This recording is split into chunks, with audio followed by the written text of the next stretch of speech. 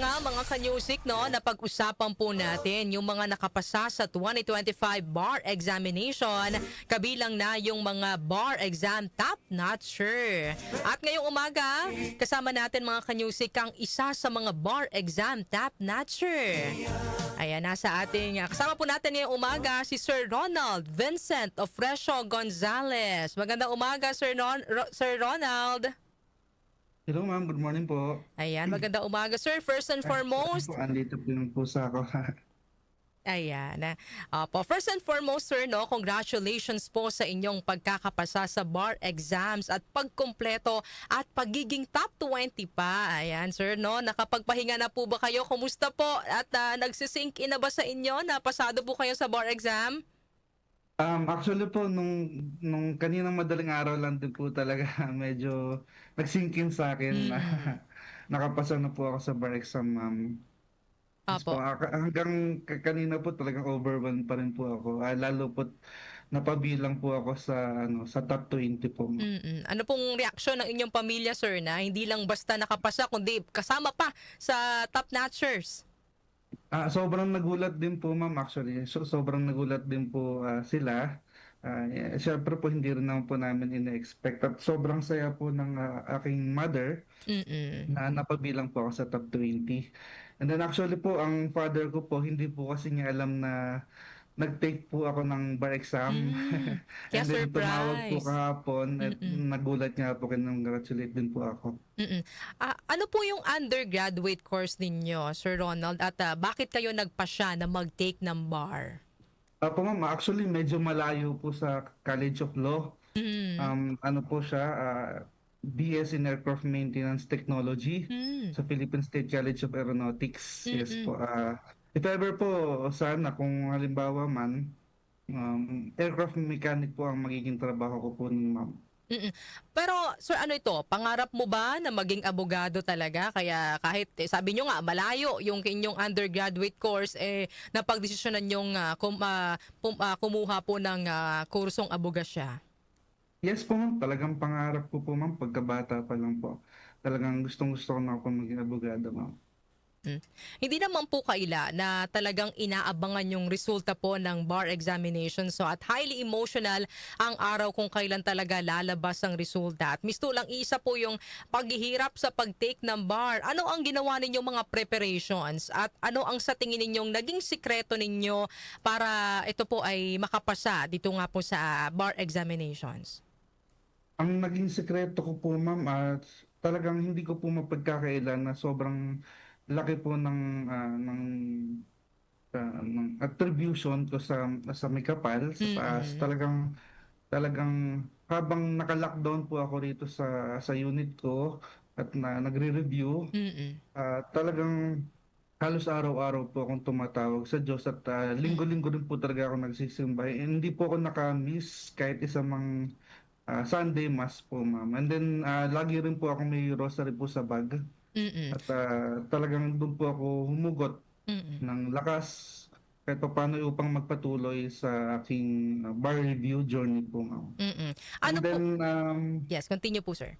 siguro po, ma'am, isa sa sandata ko simula pa man nung nag-law school, yung maayos po na tulog, ma'am. Talagang Oo. never kong kinompromise Mm. ang tulog ko, ma'am. Dapat po at least 6 to 8 hours yung Mm. tulog. Kasi po, ma'am, kapag po puyat po ako, tapos nag-aral, halos wala rin pong pumapasok sa Oo. utak ko, ma'am. Tama ba talagang dapat yung katawan po muna natin, yung pag-iisip natin, yung kinukondisyon ano, para po mas Yes, naa-absorb yung ma'am. inaaral. Yes po, yes po. Yes. Ano po ang word of encouragement ninyo para doon po sa mga hindi naman po pinalad sa ngayon na makapasa sa bar examination at nagdadalawang isip na mag-take pa ulit ng bar? Opo, ma'am. Sabi nga po ni Mami Ami, si Mm. Justice Ami Lazaro Javier po, um, ano lang po yan, ma'am, pansamantala. Mm. And then, ah, bumangon lang din po sila at magpatuloy. Lagi ko rin po, ma'am, hinihiling sa Diyos na kung ano man ang mangyari, kung ano man Mm. ang mangyari sa akin, sa amin, naway bigyan niyo po kami ng sapat na lakas Mm. upang at sapat na inspirasyon Mm. upang kahit papaano ipagpatuloy ang aming mission sa buhay, ma'am, at ang aming kagustuhan, ma'am. Mm. Yun po. Yan. And then, siguro po, malaking tulong din po ang mga review centers Mm. at yung support system po natin sa family and friends. Mm. And then, lalong-lalo na po, ma'am, kung lagi po tayo nakikinig sa ating mga professors. At syempre po, wag po tayong makakalimot na tumawag sa may kapal, ma'am. Mm. What's next for you, Attorney Gonzales? Ano po ang gusto po ninyong pagtuunan Ano po, na ma'am? field sa law at Yes. bakit? Yes po, ma'am. Actually po, gaya po ng nasabi ko rin sa ibang interview, ma'am, lagi ko pong sinasabi na may puso po ako para sa mahirap. So, Mm. ang gusto ko po pagkabata pa lang po talaga mag-enter sa public service. Mm. And then, sisimulan ko po ito sa pamamagitan ng pagiging PAW lawyer, pagiging Public Attorney's Office lawyer, ma'am. Mm. Yun po. And then, kung ano man po ang dalhin sa akin ng tadhana sa public service, talagang tatanggapin ko naman din po. Ayan, mabuhay ka, Attorney Gonzales, no? Talagang sa panahon ngayon, kailangan po ng publiko ng mga abogadong gaya po ninyo. Maraming salamat, Attorney, sa pagbibigay po ng panahon sa amin ngayong umaga po ng Thursday. At bago ka namin bitawan, pwede po bang banggitin ninyo ang inyong pangalan na may ATTY or attorney na sa unahan? Ayan. Siyempre dapat Actually, proud na hindi pa rin proud. po talaga pero sige po, Attorney Ronald Vincent Opresio Gonzales. Ayan, maraming Thank you very salamat, much po, Attorney ma'am. Ronald, sa pagpapaunlak po sa amin ngayong umaga po ng Thank Thursday. you very much po sa inyong tagapakinig. Ayan, at muli congratulations, Attorney. Yes po. Thank you po. Ayan.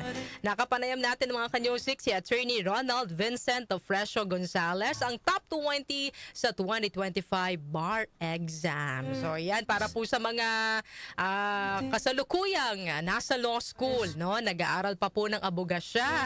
Ayan, gawin po nating inspirasyon. Yung mga katulad po ni Sir Ronald, no, na talaga na bang nagsikap at nagsunog ng kilay para makapasa dito po sa bar examination. Yung mga advice niya kanina, no, talagang makakatulong 'yon. Tama, agree ako sa kanya, lalo na doon sa sinabi niya na hindi niya kino-compromise yung tulog niya. Mini-make sure niya na mayroon siyang sapat na tulog at kondisyon ng kanyang katawan bago siya mag-aral. Tama nga naman, kasi papaano papasok sa isip mo yung mga inaaral mo? Kung puyat ka, kung pagod ka, 'di ba? Parang magsasayang ka lang ng panahon sa pag-aaral kung hindi mo naman na-absorb yung mga binabasa mo. Sa law school, ang daming binabasa niyan mga kanyusik. Walang katapusang pagbabasa yan. Kaya paano magsisink in sa'yo yung mga inaaral mo kung hindi kondisyon ng iyong katawan. And of course, isa pa sa naging advice ni Attorney Ronald, yung huwag tayong makakalimot na humingi ng gabay sa Panginoon. Siyempre, lagi natin sinasabi din dito sa ating programa na yung mga bagay na gusto natin, mangyayari lang yan in His time. So pag-pray natin na yung pangarap nating maging, halimbawa, pangarap nyo po talagang maging lawyer, eto na, di ba, nag-bar exam na kayo, eto na sana, naka-align din sana ito sa plano ng Panginoon, no? Hingin po natin lagi ang kanyang gabay. So muli mga kanyusik, congratulations sa lahat po ng mga nakapasa sa 2025 bar examination, sa lahat po ng ating mga bagong abogado, at sana po ay maging instrumento po kayo ng pagbibigay ng pantay na hustisya sa ating bansa.